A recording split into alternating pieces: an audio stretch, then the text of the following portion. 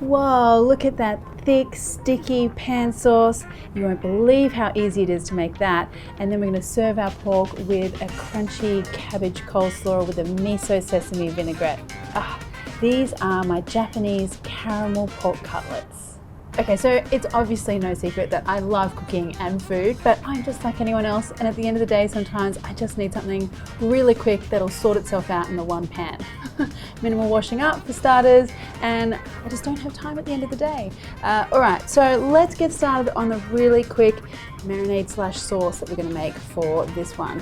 Really easy, just some brown sugar, and my little secret ingredient here is Japanese tonkatsu sauce. So this is what I call like a Japanese barbecue sauce, and you can find it in an Asian grocer, a lot of supermarkets these days. I just love the sweet tangy flavor of this. So I'm gonna put a whole bunch of it in here. And I want some chicken stock and some mirin. If you'd like to leave this alcohol-free, you can leave the mirin, which is a Japanese cooking wine, out altogether. No problem. And just give that a stir. And we're pretty much ready to cook. So I've got some pork chops here. I just want to season them with some salt. All right, so with big hunks of meat like this, I like to go a little bit more aggressive on the salt, just so we're getting a good penetration of flavor. And now choose a pan that can go into the oven, or alternatively, if you don't have one, you could just sear in the pan and then put it into a baking tray or a baking dish.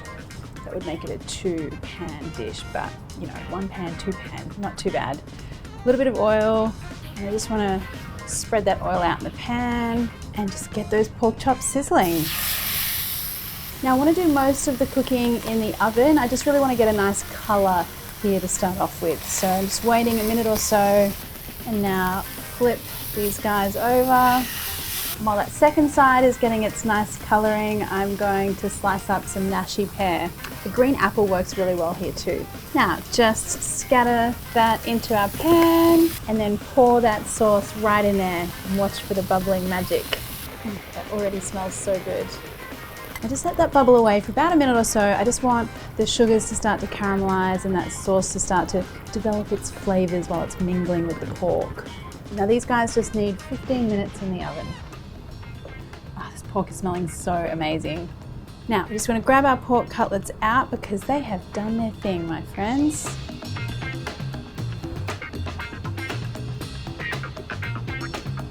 Now get that pan back on the heat because I want to reduce that sauce down till it's thick and glossy. And I'm also going to pull out those pear pieces and pop those with our pork.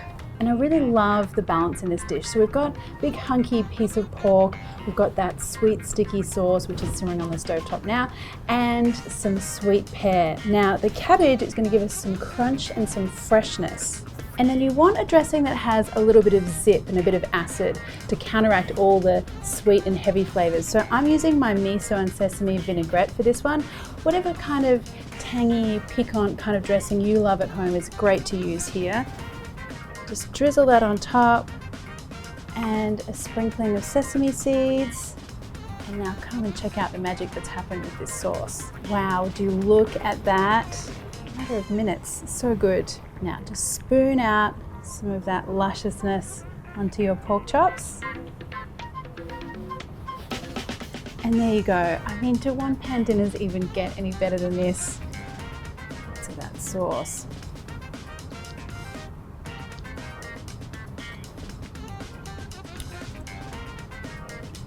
Yum. That pork, and that sticky sauce. Let me get some of that pear and then some coleslaw. I really am a fan of the perfect mouthful.